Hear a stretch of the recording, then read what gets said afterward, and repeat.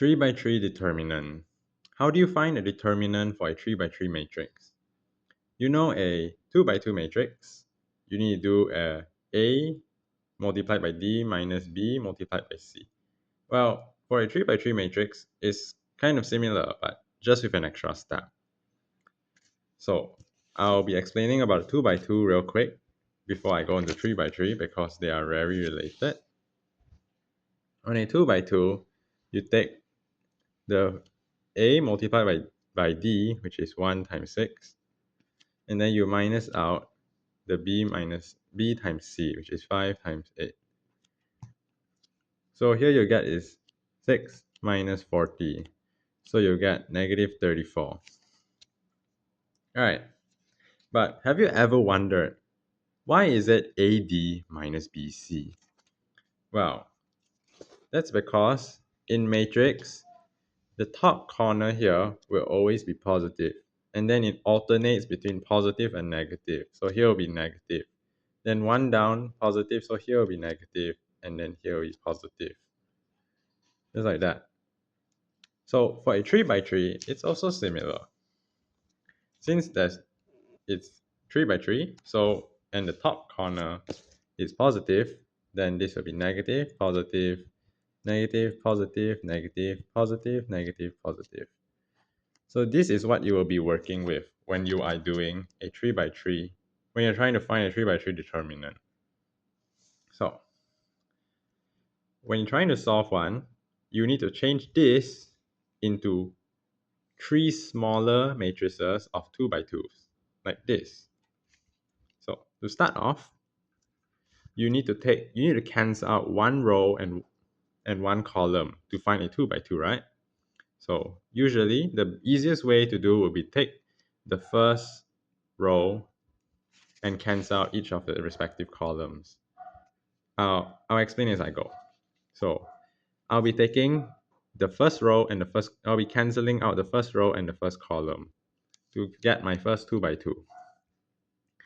So I'll write C11 as in the first row and first column. So then, since I cancelled out those two, I'll have these four left. 1, negative 2, negative 6, and 6. So I'll write that down like this. And this will be positive because I'm taking this value here. The first row and first column intersect at 5, which is a positive number, positive value in the matrix. Then the second one I'll take is 7. So first row, second column. And this is negative. So I'll put minus. Then C1, 2. So the first row and the first column is cancelled out. I'll be left with 3, negative 2, 4, and 6.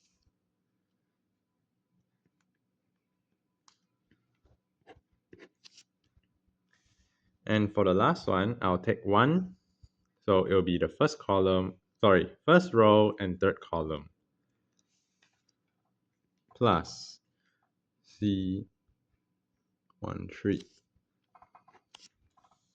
After cancelling out the first row and third column, I'll be left with 3, 1, 4, and negative 9.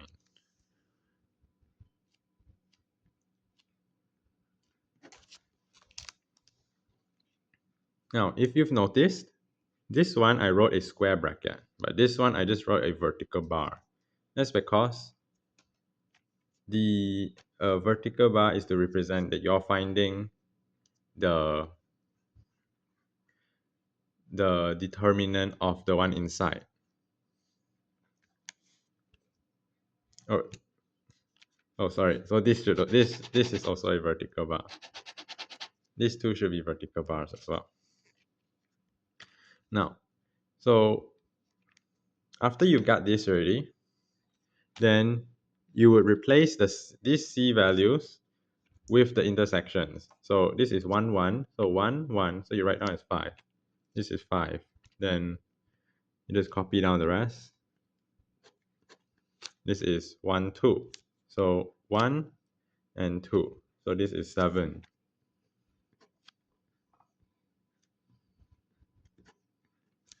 And this one is 1, 3. So 1 and 3. So this is 1.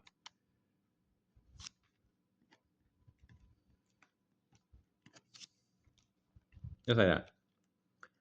Now, you find the determinant of each of these 2 by 2 matrices by using the AD minus BC thing. And then you get the value within each one, then you multiply with this, and then you do the calculations. Just like that.